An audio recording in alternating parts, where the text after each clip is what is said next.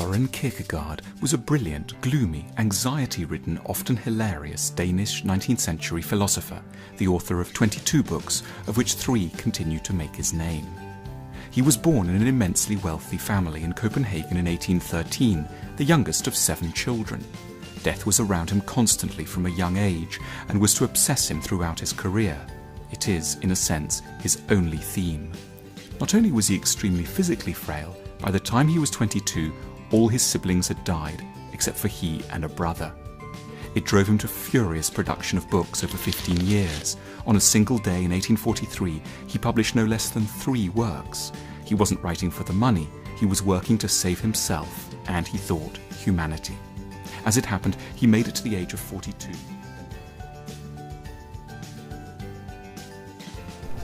Søren Aabye Kierkegaard lahir pada tanggal 5 Mei 1813 dan meninggal pada tanggal 11 November 1855. Ia adalah seorang filsuf dan teolog abad ke-19 yang berasal dari Denmark. Kierkegaard sendiri melihat dirinya sebagai seorang yang religius dan seorang anti-filsuf. Tetapi sekarang ia dianggap sebagai bapaknya filsafat eksistensialisme. Kierkegaard menjabatani jurang yang ada antara filsafat Hegelian dan apa yang kemudian menjadi eksistensialisme. Kierkegaard terutama adalah seorang kritikus Hegel pada masanya dan apa yang dilihatnya sebagai formalitas hampa dari gereja Denmark. Filsafatnya merupakan sebuah reaksi terhadap dialektika Hegel. Dua hal yang menjadi perhatian Kierkegaard dalam tulisan-tulisannya adalah filsafat idealisme Hegelian dan agama Kristen yang menjadi agama resmi Denmark. Dalam filsafat Hegel, segala bentuk pertentangan dan konflik dalam realitas dan perjalanan hidup manusia, termasuk perang dan revolusi, dapat didamaikan. Filsafat melalui proses dialektika pada akhirnya menjadi pengetahuan tak terbatas mengenai segala sesuatu dan yang dapat menjelaskan segala sesuatu. Bagi Kierkegaard, pemikiran abstrak Hegel tersebut menghilangkan kepribadian manusia.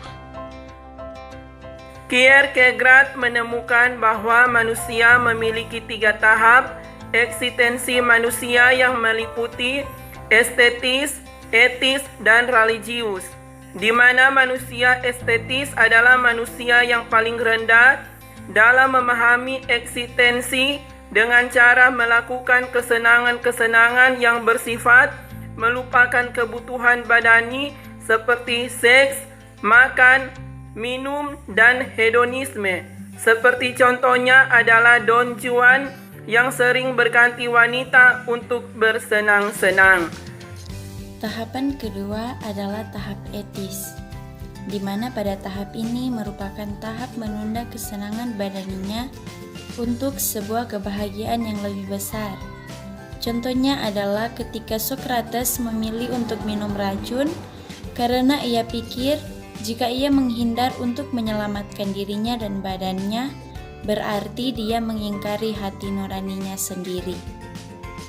Tahap ketiga adalah tahap religius, di mana pada tahap ini manusia mencapai eksistensi yang paling tinggi ketika ia memahami tentang keimanan.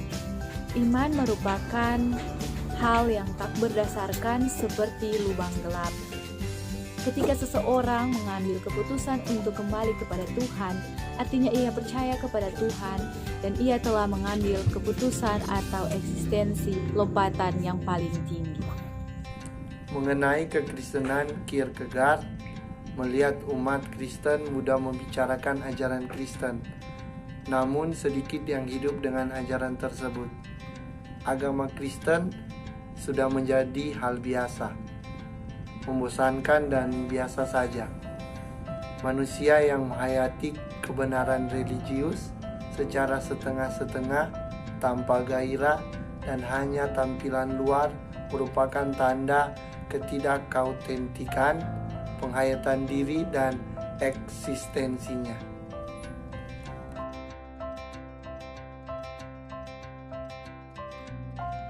Dari pemikiran yang sudah kita bahas tadi, dapat kita relevansikan dalam Filipi 4 ayatnya yang ke-6 mengatakan, "Janganlah hendaknya kamu khawatir tentang apapun juga, tetapi nyatakanlah dalam segala hal keinginanmu kepada Allah dalam doa dan permohonan dengan ucapan syukur."